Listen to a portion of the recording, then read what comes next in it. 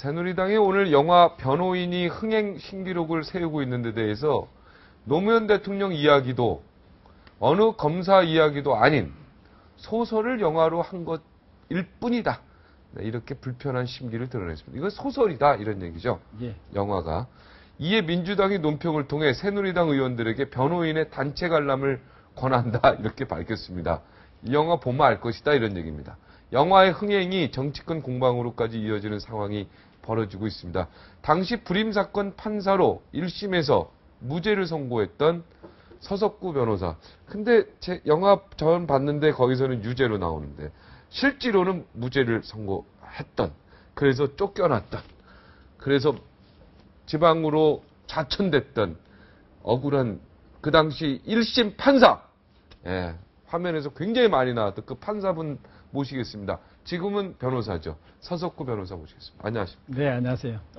인상이 굉장히 좋으시네요. 아, 예, 감사합니다. 네, 부드러우시고. 예. 예, 아니, 그 영화 안 보셨죠? 예, 그걸 보셨어야 돼요. 보셨어야지 오늘 얘기가 제가 되는. 영화를 안 봤지만은 영화 본 사람들 이야기를 많이 들었어요. 아, 그래서 본 거랑 똑같습니까? 예, 본 거랑 똑같고, 왜냐하면 여기 나와가지고 얘기를 할 때는 본인의 그 신념 때문에 안 보더라도 네. 본 사람들의 이야기를 많이 듣고 또 신문에 그 보도된 영화에 대해서 그 잘 평가했다든가 또 부정적으로 평가했다든가 이런 이야기들을 많이 봤습니다. 네.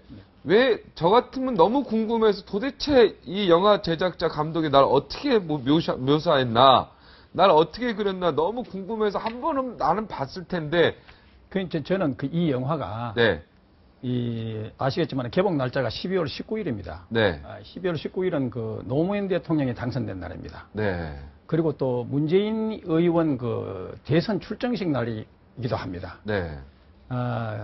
그래서 이 개봉 날짜가 소위 대선 연장, 대선 선거용 이런 영화의 측면이 있고 또 영화 자체가 자막에 그 사실을 바탕으로 했지만은 허구임을 알려드립니다. 그래서 아예 허구이라는 것을 아예 깔고 있습니다. 그래서 제가 거기다가 변호인 송강호 그 배우가 또 노무현 대통령 묘소까지 참여하고. 네. 그래서 이 영화 자체가 대단히 정치적인 영화다. 네. 그리고 또 그 영화 자체가 허구임을 전제로 하고 있기 때문에 이런 영화, 정치 영화, 선동 영화는 볼 가치가 없지 않느냐. 그리고 그 내용도 너무 현실과 진실과 너무 거리가 멀고 날조된 부분이 너무 많아서 그렇습니다. 자, 오늘 캐돈 한번 가면 나 요 얘기는 꼭 해야 되겠다. 예, 예. 빨리 중요한 거부터 하죠. 예. 네. 어떤 거부터 하시겠습니까? 날조된 거? 날조된 거부터 먼저 할까요? 네. 네. 자, 이거 논란이 되고 있는 분 여기 보시죠. 네. 뭐 상고를 졸업하고 네. 사법시험 합격해가지고 대전지방법원 판사하다가 변호사했다. 네. 이거는 일치합니다. 이건 맞죠. 예, 그리고 요트를 갖고 있고 세법 분야에서 종사했다. 네. 그리고 이제 인권에 대한 변호사냐 아니냐 인권의 개념에 따라서 다르겠지만 네. 어떻든 이 그 영화 변호인 불임 사건 네. 고문을 폭로하면서 네. 거의 인권 변호사라는 이런 평가를 받았죠. 그리고 또 이제 여기서 이것도 사실이고요. 그렇죠. 그런데 문제는 그 당시 사실 김광일 변호사가 네. 권유해가 이 사건을 맡았는데 네. 김광일 변호사의 그 그늘에 갇혀가지고 네. 처음에는 별로 그렇게 널리 알려져 있지 않았다가 네. 노동운동 현장에서 뛰어들면서 네. 이제 유명해지기 시작했죠. 네. 또 그리고 여기 보면 고문을 증언한 군인 이건 존재하지 않고요. 이게 보면요 민간인을 조사하는데 네. 군의관이 그 입회해가지고 고문을 했다는 이 발상 자체가 네. 이 말도 안 되는 겁니다. 네. 어떻게 민간인 조사를 하는데 군의관이 입회합니까? 그냥 이사가 입회했다 하면 또 모르지만은 이 자체는 그만큼 이 사건을 경찰, 검찰, 법원을 절대악 그리고 불임 사건을 변호하는 그 변호사를 절대선으로 이렇게 양극화시키다가 보니까 이런 것이 나옵니다. 또 여기서 또 문제가 뭔가 하면은 네. 이 고문한 경찰관이 그 증언대에서 네. 국가보안법 위반 판단은 내가 아니라 국가가 한다. 뭐 이런 따위 증언을 한 것처럼 이렇게 네. 했는데 이것도 말도 안 되는 얘기고요. 그런 얘기 한 적 그렇죠. 없습니까? 그런 적이 없고. 그리고 또 그 경찰이나 검찰 측이 사람을 동원해가지고 막 법정을 채워가지고 맞아요. 피고인들 가족들은 못 측은 들어오겠고. 뭐 들어가지도 못하게 했다. 네, 그거 사실입니까? 이것도 말도 안 되는 얘기입니다. 아, 직접 판사 주셨잖아요. 그렇죠. 그렇죠. 그때 재판장이 서 있었잖아요. 재판장이니까. 그거 없었습니까, 그런 거? 그건 말도 안 되는 얘기고. 그거 있었습니까? 맨 처음에 수가 풀어달라고 해가지고 그렇죠. 노무현 변호사가 빨리 수가부터 풀어주세요. 그건 사실입니까? 원래 수갑은요. 네. 판사가 원래 들어올 때는 피고인들이 다 범죄자이니까 채화가 들어오지만은 재판할 때는 다 풀게 돼 있습니다. 네. 그거는 뭐 어느 살인 강도도 그렇게 풉니다. 근데 안 풀어준 걸로 나오던데요, 판사가. 그거는 이 허구 네. 과장하기 위해서 이걸 더 드라마틱하게 만들기 위해서. 그러니까 노무현 그 당시 노무현 변호사가 지적한 적도 없고 내가 그냥 그렇죠. 풀었다 이거죠. 예, 예. 지적 안 했다 이 말이죠. 그렇죠. 네. 그리고 또 보면 영화에나 보면 판사가 검사하고 변호사한테 피고인들 형량을 합의하라고 하는 장면이 나옵니다. 네. 거기에 판사가 우리 서석구 판사가 이렇게 그런데 지시합니다.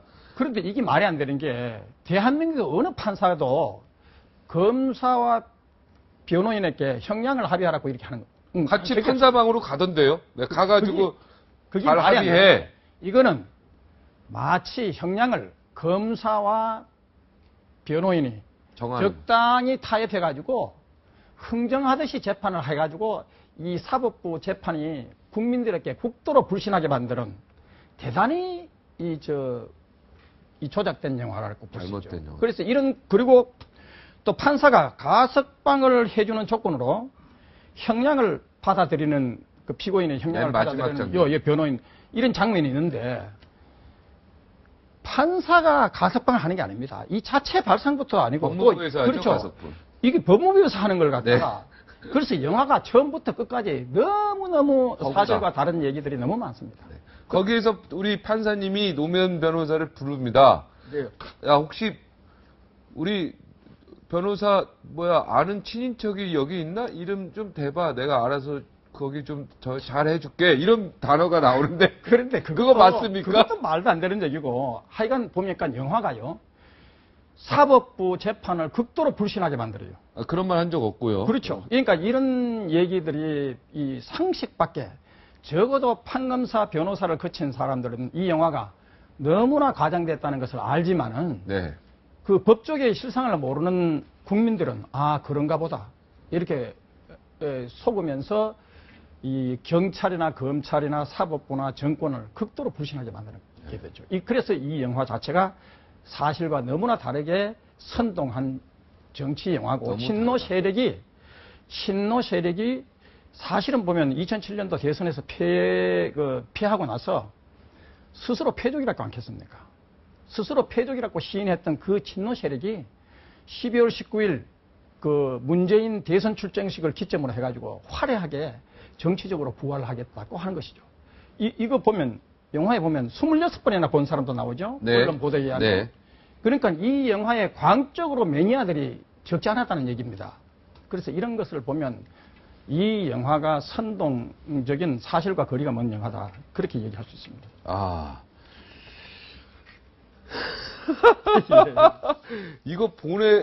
영화 보지 마세요. 영화 만에 보시면요. 예. 우리 그 판사님 화병 나십니다. 예.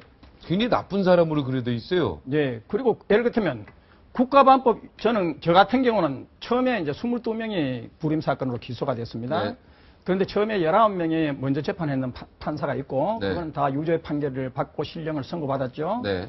그리고 제가 2차로 3명을 기소한 사건을 맡았습니다. 네.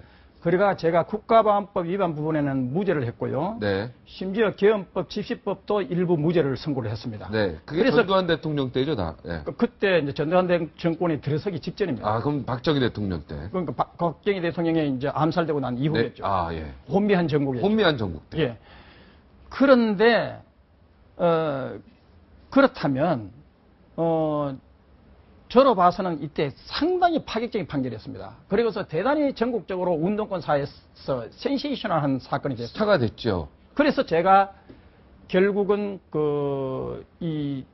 제가 그 이제 진주로 갔는데 네. 사실은 저는 대구지방법원 판사를 거쳐서 부산지방법원 판사를 했기 때문에 네. 어차피 지원 교류를 하게 돼 있습니다. 네. 그런데 이제 언론에 보기에는 이게 좌천해가지고 강제로 옷 벗은 게 아니냐 이렇게 했지만은 제가 뭐 압박을 받아가지고 옷을 벗은 것도 아니고 저는 찢어지게 가난했기 때문에 판사로서요. 칼라 테레비도 그때 월부로 샀을 정도였으니까. 네. 그래서 제 가난을 이기지 못해가지고 저 자녀 교육도 문제 있고 해서 제가 이제 변호사 개업을 했죠. 아. 예. 쫓겨서 한 건 아니고. 한 것은 아닙니다. 네.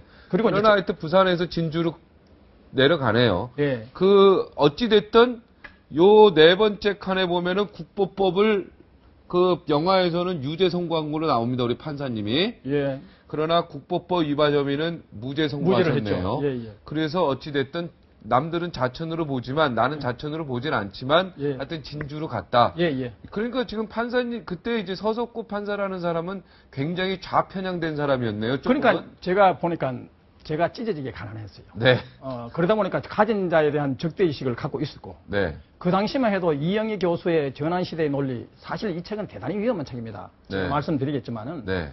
이런 것을 볼 정도로 판사로서 좌편향이 되었었죠. 아, 그렇죠. 그 당시 자체. 젊었을 때는 서석구 판사는 좌편향된 그렇죠. 판사였네요. 예. 그래서 제가 국가보안법 무죄 판결을 한 것이죠. 거의 목숨 걸고 했습니까?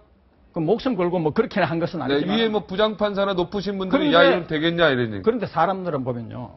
제가 무죄 판결할 때 하기 전에 뭐 원장이나 수석부장이나 불러가지고 판결을 이렇게 하라. 네. 또 뭐 제가 판결 선고하고 나서 너 어떻게 이런 판결을 했냐. 사법부는 그런 간섭이 없었습니다. 그러니까 권위주의 정권 시절 때도 네. 적어도 사법부 독립은 기본적으로는 어느 정도는 지켜져 있었어요. 그리고 네. 저도 그 재판에서 어떠한 간섭도 받은 바가 없습니다. 네. 그 전후에. 이제 이런 것들이 보면 너무 이제 물론 권위주의 정권의 뭐 어떤 독재적인 경향들이 있었죠. 이런 것은 비판받아야 되지만은 이 판결과 관련해서 어떤 부당한 간섭이나 제재가 있었던 것은 아니죠. 네. 네, 그리고 우리 판사님은 굉장히 억울하겠습니다.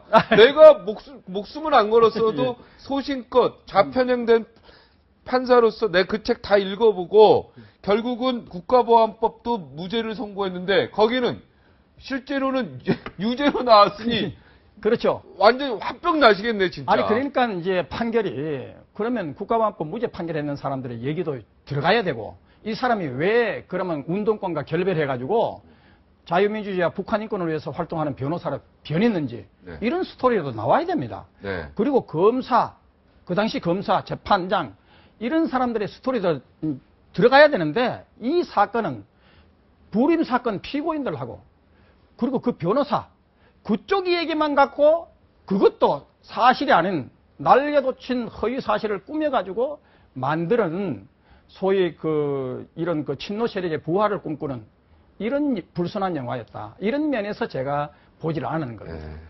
그 당시 이제 영화에 나오는 판사님이신데 예. 정작은 내가 무죄 때렸다. 그렇죠. 그리고 정작은 이제 제가 보니까 뽀뽀. 사실은 이제 피고인 3명인데 한 사람은 10년 구형이 있었습니다. 네. 10년 구형을 했는데 제가 국가보안법 무죄하면서 징역 1년 실형을 선고했어요. 네.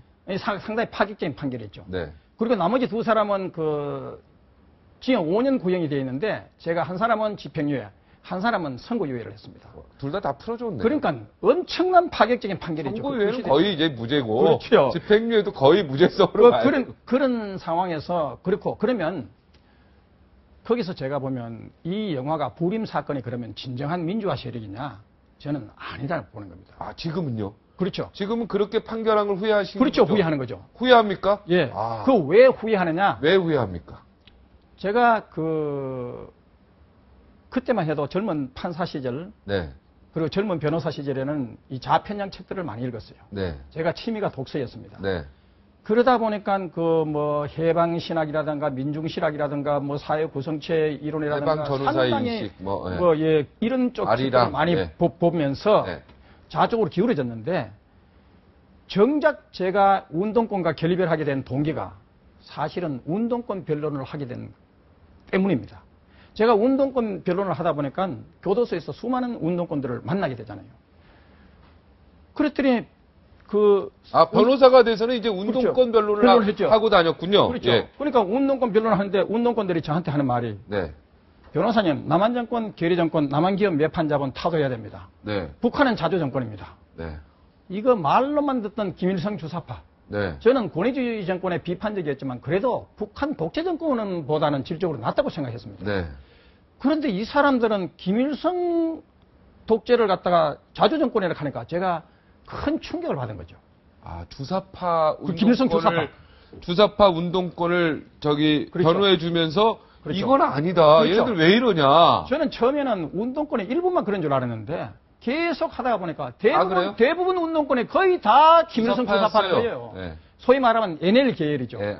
거기서 제가 망치로 얻어맞은 듯한 큰 충격을 입으면서 저도 모르게 저는 크리스찬이었기 때문에 네. 눈물이 비오듯이 쏟아졌어요.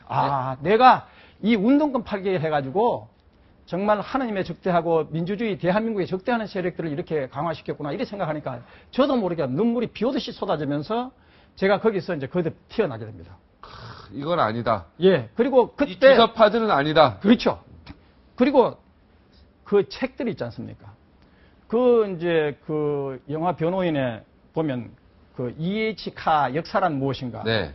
대단히 유명한 책으로 알려져 있죠. 네. 사실은 잘 쓴 책입니다. 그렇지만은 E.H. 카가 얼마나 위험한 인물이라는 것은 아무도 거의 인식을 못 합니다. 영국 외교관으로 나옵니다. 근데 이 E.H. 카가요, 2차 대전 전까지 스탈린이나 히틀러를 갖다가 대단히 찬양했던 인물입니다. 그리고 러시아 역사에 관해서 14권이나 썼는데 러시아 공산주의를 극찬을 했습니다. 그래서 E.H. 카는 대단히 위험한 역사가죠. 그리고 심지어 그 소련의 사회복지 정책이 유럽보다 훨씬 더 뛰어나다. 이렇게 해가지고 이 자유민주주의 그 진영에서는 E.H. 카는 대단히 위험한 인물로 낙인 찍혀 있습니다. 네. 그리고 전환시대의 논리, 이영희 교수의 전환시대의 논리. 네. 이영희 교수가 누구냐? 이 사람이 이승만 민족 반역자, 박정희 배신자 변절자, 이승만 박정희 파쇼 정권, 그리고 6.25 전후를 해서 진정한 애국자 지도자들은 북한에 모두 갔다. 대단히 친북한주의자입니다. 종북주의자입니다. 그리고 대한민국 통일은 사회주의 통일, 북한식 통일을 하자는 겁니다. 그렇다면 이영희 교수의 전환시대 논리는 지금 대단히 그분 살아계시죠, 이영희 교수? 아니 자꾸 돌아가셨습니까? 예, 예. 어휴, 예. 그러니까 저는 과거에 이영희 교수를 한때는 그 책을 좋아했지만은 결국은 제가 북한 인권 운동을 하면서 북한에 3대 세습을 하면서 이제 300만 이상이 굶어 죽고 강간 고문 처형돼가 죽고 이번에 장석택 태행에서 드러났듯이 나흘 만에 체포 판결 처형되고 사법적 절차가 무시되고 우리 영화 변호인하고는 전혀 다르죠. 네. 이게 직결 재판이죠. 네. 그리고 항소권도 보장 안 되고 변호인도 없이 마음대로 재판했는 거 아닙니까? 이런 것을 보고 또 9년째 북한이 유엔 총회에서 인권 탄압에 대해서 결의를 받았지 않습니까? 그리고 정치범 석방하라는 결의를 받았지 않습니까? 이런데 그 인민당에 가가지고 노무현 대통령이 인민의 행복이 나오는 인민주권의 전당이라고 방명록에다 썼습니다. 그래서 언론에도 다 보도됐죠. 그리고 노무현 정권 5년 동안이요. 그 당시 세계 경제가 대단히 환란이었습니다. 호황이었는데 아시아는 연평균 7%, 그리고 세계 평균은 4.9%였습니다. 그러나 노무현 정권은 4.4%에 불과했습니다. 그래서 중산층이 줄어들고 실업자는 늘어나고 나라 빚은 165조 원 늘어나고 거기다가 OECD 자살률 1위를 기록했습니다. 본인도 자살했지만 이만큼 나라를 실패한 대통령입니다. 오죽했으면요. 그때 뭐라 했습니까? 경제를 포기한 대통령, 경포대 대통령이라는 비판까지 받았습니까? 이렇게 국민의 삶을 피폐하게 만드는 이 실패한 대통령을 마치 이렇게 우상화시키고 그리고 이영희 교수라든가 그 E.H. 카라든가 이 친공산주의, 종북주의 이런 것을 마치 위대한 서적인 것처럼 이렇게 소개하고 이 자체가 영화 자체가 처음부터 끝까지 너무나 사실과 다르고 대한민국의 민주주의에 대단히 해로운 영화다. 근데 이제 뭐 이영희 선생의 이영희 선생에 대한 종북주의자 발언은 이제 개인적인 생각이시고요. 예. 그죠? 그렇게 생각하지 않는 분들도 있기 때문에. 아니, 그런데 이영희 교수가 아까 방금 말씀했는데 네. 그런 논리로 본다면. 그렇죠. 예, 이제. 그 이영희 교수는 대단히 대한민국에 적대하는 셈이고. 네. 아니, 생각해보세요. 6.25 때 전후해가지고 진정한 애국자 지도자들은 다 북한에 갔다 하는 이거 말이나 되는 얘기입니까? 그거는 말이 안 되는. 안 되는 얘기죠. 이거는 간첩이나 할 수 있는 소리 아닙니까? 솔직히 말해서. 그거는 말이 안 되는 예. 얘기인데. 그래서 이런 서적이 마치 근데 일부분만 훌륭한- 이제 그렇지 일부분만의 발언을 가지고 또 종북주의자다 이렇게 또 그- 이야기하는 건 저희 방송에서는 조금 위험해요. 아니 그래서 왜냐하면은 이영애 교수에 대해서는 그렇게 얘기해도 너무 한국어를 대해서 이거는 너무 잔인하게 비난해 왔기 때문에 이제 이런 네, 얘기를 다음 질문 드리겠습니다. 고문 얘기할게. 그때 불임 사건의 피해자들은 고문이 있었다고 하는데 네. 그때 고문이 있었다는 거 아셨습니까? 그러니까 저는 이제 사실은 고문이 있었는지 없었는지 저는 솔직히 몰라요. 네. 모르고 그런데 문제는 그때 김대중 노무현 정권 들어서고 그 국가보안법 위반 사건이라든가 이런 시국 사건들이 재심으로 해가지고 다 엎어진 것들이 많아요. 네. 그리고 이 사건도 개헌법 위반 부분에 재심에 붙여져 가지고 개헌법 위반 부분은 또 무죄로 엎어졌지만은 네. 국가보안법 고문에 의해서 국가보안법 위반이 조작됐다고 했던 이 사건은 유죄로 인정받았습니다. 네. 그러면 다른 사건들은 번복이 돼 가지고 무죄가 됐는데 이 국가보안법 위반 부분은 유죄가 됐거든요. 그렇다면 영화에서 이 부분은 짚고 넘어갔어야죠. 네. 그런데 이런 것도 영화 장면에 전혀 없잖아요. 굉장히 억울하실 것 같은데 그러죠. 영화 보지 마세요. 영화 보시면 판사님 화병 생기십니다. 그리고 제가 이제 끝으로 하나 네, 하고 끝으로요. 싶은 건 네. 신상옥 감독이요. 네. 김정일이가 그 영화광이잖아요. 네. 그 북한 체제를 우상화하기 위해서 신상옥 감독을 북한에 납치했습니다. 네. 최은희도 네. 납치했습니다. 네, 다 알고 있죠. 네. 근데 신상옥 감독이 이 김정일이가 너 누구 알지? 예, 압니다. 너 누구 알지? 압니다. 그 사람들한테 돈 받았지? 예, 받았습니다. 그 돈 다 내가 준 돈이야. 아니, 그 무슨 얘기입니까? 하니까. 네가 김정일이가 돈 줬다 하면 받겠느냐? 너는 박정희 정권에 대해서 반대하고 비판하는 세력이었으니까 우리의 목적은 박정희 정권 타도다. 이거 무서운 사실인데. 이거 그래서 무서운 사실. 돈을 줬다. 그게 신상욱 감독의 그 발언입니까? 신상욱 감독의 자서전에서 나온 거죠. 자서전에서? 그렇죠. 그리고 그건 신상욱 네. 감독이 네. 고향을 그리워하니까 걱정하지 마라. 곧 머지않아 통일이 된다. 무슨 얘기냐? 총 한 방 안 쏘고 통일이 될 수 있다. 아니 무슨 말씀입니까? 남한에 2만 명 고정 간첩이 있어. 이런 얘기를 듣고 자기는 큰 충격을 입었다. 네, 알겠습니다. 그래서 진실을 알리기 위해서 탈출을 했다는 거 아니에요. 네. 59초 후에 다시 돌아오겠습니다. 마지막 발언 듣도록 하겠습니다.